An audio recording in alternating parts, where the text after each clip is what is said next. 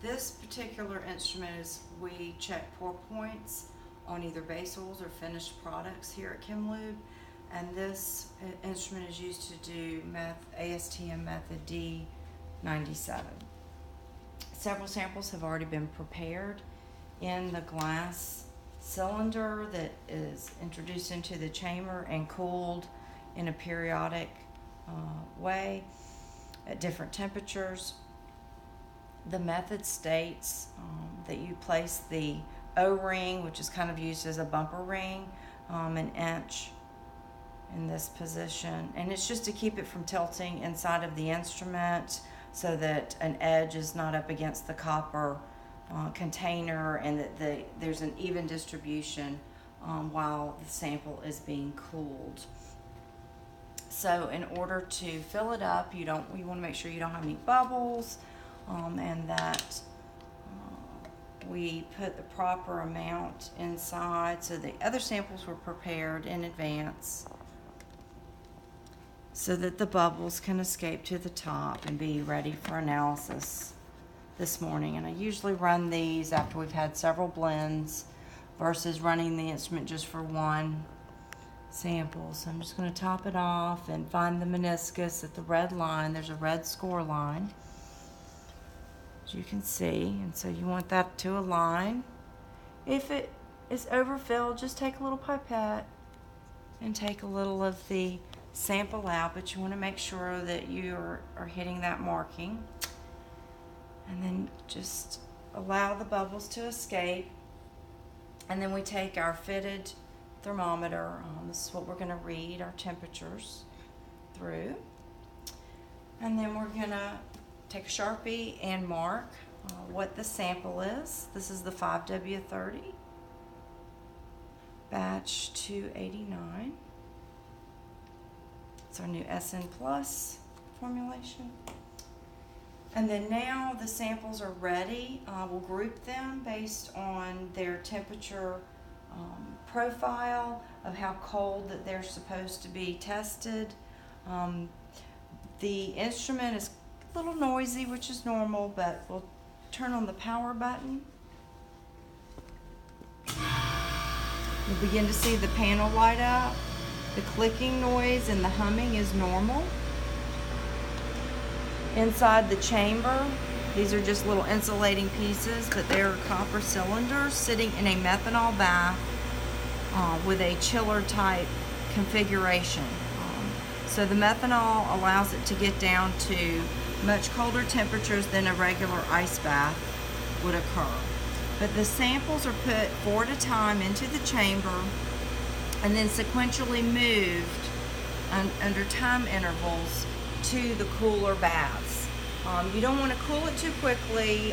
It's usually about an hour to reach equilibrium, and based on the sample size and the way this chiller works, usually an hour to an hour and a half to reach temperature and then be moved to the next set or next cooling bath. And it goes down sequentially. Between the first bath will reach about 0 degrees, and then about -18, -25, 30, -33. You can see the settings, but it usually doesn't exactly achieve this setting. It'll be a little lower than that. And then of course most all of our samples are in that -30 range. Some of the ATFs and other products will be expected to go a little cooler. So we always end up residing in the 4th chamber. And so you have to watch the thermometer as you really go between the 3rd and 4th chambers. That's really when you're going to find your pour point. So as we start to cool these, I'm going to show you how we actually check that. The thermometer base should be just a few millimeters below the surface. You should be able to see a few millimeters between the bulb and the rest of the thermometer. Make sure it's not tilted and that it's getting a good even reading. And we'll put the samples aside. There's a UTF and an MP ATF.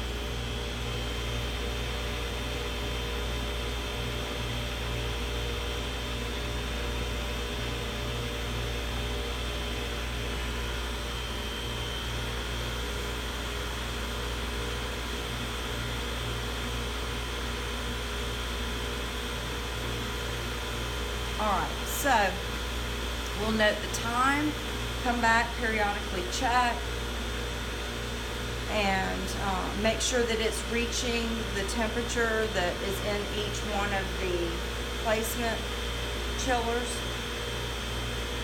And it'll take about 4 to 5 hours to complete all of these samples in order to determine their pour point. Alright, it's been a few hours and we have advanced the testing cells with product and or base oils in them as they've cooled off between an hour and an hour and 15 minutes per cycle. So we're getting ready to go into the last chamber, which is usually where the individual products begin to solidify and lose their ability to freely flow. This is UTF and it is at -25, easily flowing. So we're going to go ahead and advance it to the next temperature cell. MPATF, again flowing nicely at -25. And a 5W30, moving well too at -25. And a 5W20.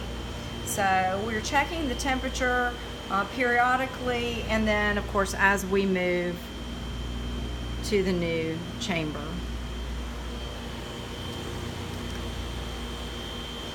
And the next set behind are hydraulics, and they will have a lower pour value, so they'll actually, between going from the -33 chamber to the -50 chamber, they will solidify or reach their pour point fairly quickly going into the fourth chamber. Another hydraulic and a 1540. So they're beginning to cool nicely. And any chamber that is not being utilized with a sample tube, we will keep the little foam insulator on top as to not have any kind of abnormal heat transfer or loss of cooling efficiency. So I'll wait a few more minutes and check the progress of the last cell as to not miss the pour point. And each product has a specific pour point we're looking to at least achieve. We don't necessarily go down to its final pour point. Some of these can go past -40 and so forth. We're looking to make sure they'll at least reach the API requirements or whatever specification our customers have in terms of hydraulics or the heavy duty products or things like that. But the PCMOs and heavy duty products have a minimum requirement through API and that we achieve through their formulations and additives. So now it's time to check. We've been waiting and watching, periodically checking. First product we're looking at is the UTF, and it should at least make it to -35. And so it is at -35, and we're going to look and see. And even through the little frosty glass, we can see it is flowing a little bit. It's slow, but it is flowing. All right, so it's going to make it to its temperature. The MPATF, also at -35, it is easily flowing. You see it's transitioned, but it needs to make it to at least -40. And of course a PCMO, also it is moving. You can see the color of the oil moving and pulling away from the red line, so it only needs to make it to -30. So I'll report that it went below the critical point of -30. And the other PCMO also easily flowing at a -35. So I'll leave these in just a little longer until we get to the actual MPATF product that we make and make sure it can still flow at -40. Then I'll transition. I'll take them, all of these samples out and allow them to start coming back to room temperature so I can clean the cells. And then these other 3 samples that have the hydraulic and the 1540 CK4, they will reach their pour point at like -25, -28, in that range. They're going to be losing their flow a little bit quicker than these other products do. We'll check again shortly. I removed the 4 samples that were previously being tested down between -35 and -40. They have now been taken out and are warming back up to room temp in order to be able to go and dump those samples and drain the tubes and clean them. Now the last 3 that we were testing was the diesel engine 1540, and it is reporting at -28, and it is still freely flowing, and that's wonderful.